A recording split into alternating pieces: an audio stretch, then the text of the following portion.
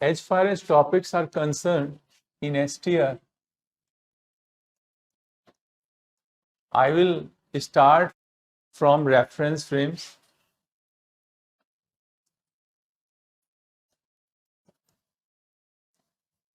Reference frames. They may be inertial reference frame or non-inertial reference frame.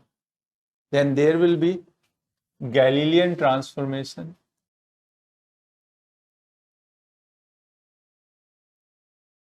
Galilean transformation will be there.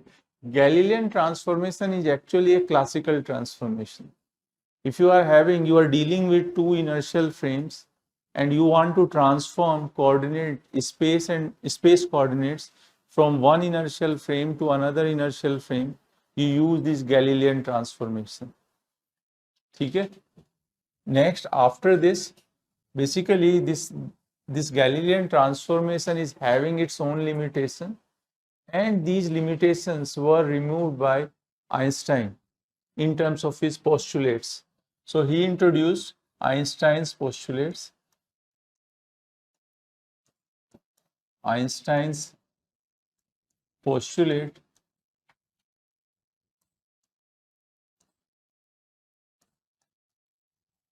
okay? Einstein postulates, and he also provided a formula for velocity addition, but for 1D motion. Einstein provided a formula for 1D motion. If all the velocities involved, they are in one dimension along the x or along the y or along the z, then velocity addition formula he provided us.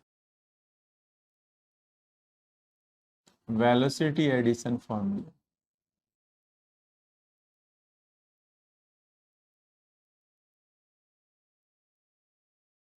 Then after that, Laurent transformation. So on the basis of this, new transformation equations were developed to move space and time coordinates from one inertial frame to another inertial frame. And these transformation equations, this set of transformation equation is called Laurent transformation equation.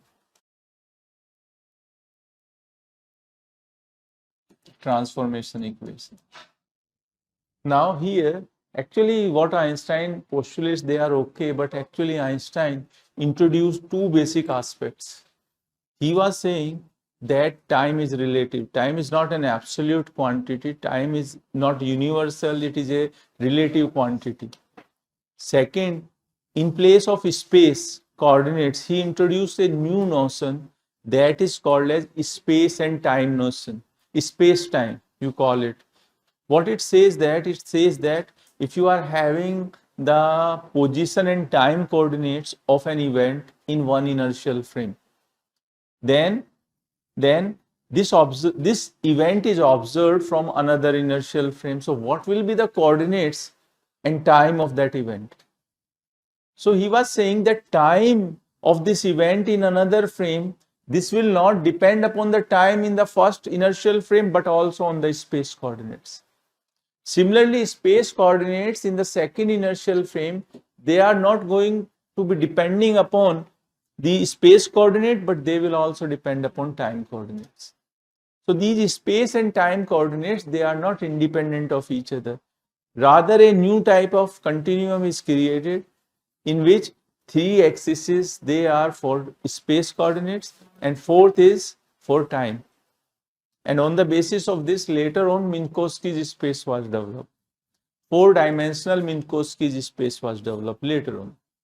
So here, so due to these basic concepts, some consequences were there.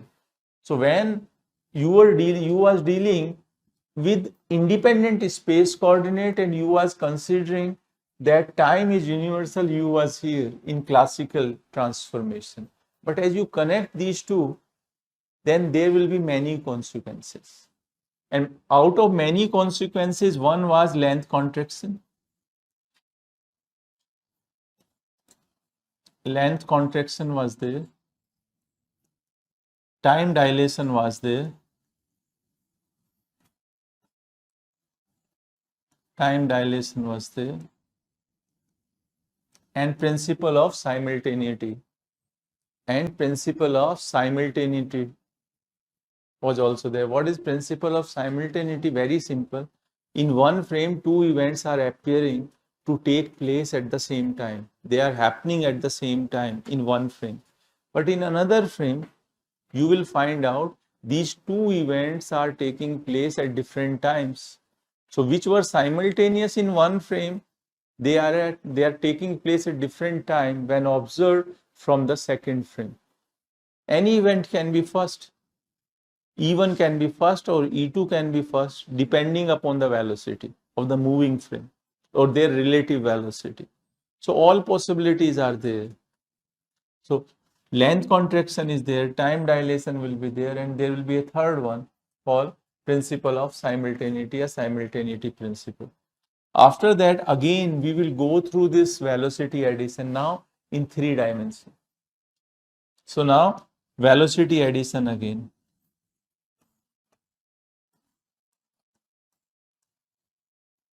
Again, velocity addition. So here we were restricting the motion in 1D. Here you are going to remove that restriction. Actually, for this, you need length contraction and time dilation, or you need Laurent transformation equation. That's why it is here. After this, there will be a section where mass variation will be discussed. Mass variation, this is another consequence. Mass variation will be there. Relativistic momentum will be there. Relativistic force will be there. Okay? And then total energy as well as kinetic energy. So basically in this section is also very important, not only here but also in nuclear physics also. Actually here you are going to find out various reactions and they are taking place. Okay? So you have to find out some aspects about these equations. So how can you find out? You can find out those aspects. This is called as kinematics, relativistic kinematics. So here in this section, you are going to deal with relativistic kinematics. Here you are going to solve the questions by using two simple principles, conservation of linear momentum and conservation of energy. And if question is related to nuclear physics, you are going to use Q value equation. So by just using these three aspects, you can solve most of the questions of relativistic kinematics. This part is also considered as relativistic kinematics. After this, we are going to discuss this transformation of momentum and energy and momentum transformation. Energy and momentum transformation.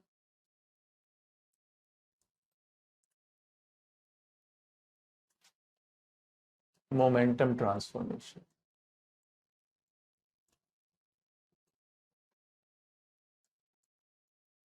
And here then there will be Doppler effect. Doppler's effect. This is Doppler effect. So this is the syllabus of IIT-JAM. Up to this point, IIT-JAM students will be in this class up to this point.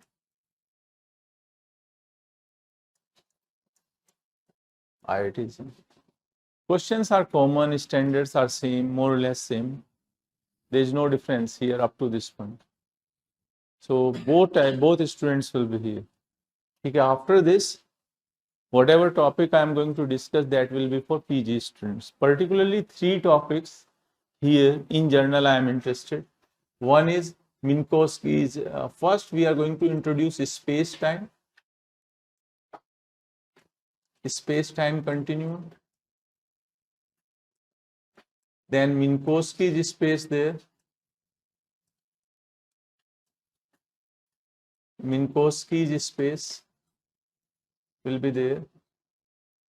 4 vectors will be there.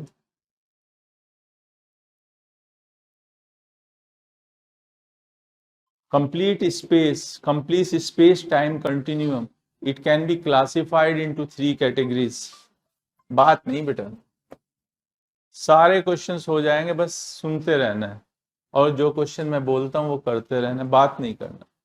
मान के चलो बराबर वाले को कुछ नहीं आता, जो कुछ आता है तो तुम्हें आता है, मुझे आता है, ठीक है। तीसरे को कुछ नहीं आता। 4 vectors, then there will be 3 regions. Space like complete space, it can be divided into 3 categories. One is space like,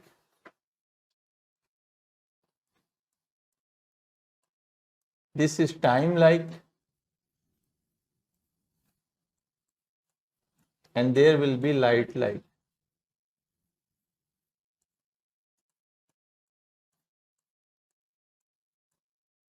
This will be. Then there is a part of relativity in electrodynamics course that is called as relativistic electrodynamics. I am going to discuss here. So next will be relativistic dynamics, electrodynamics.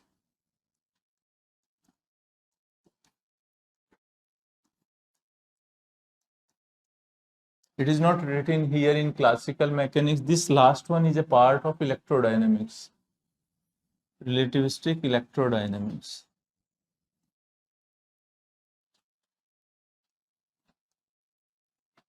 There is one more part of relativistic mechanics that is in quantum. ठीक है, relativistic quantum mechanics, तो वो quantum mechanics में ही पढ़ाएंगे.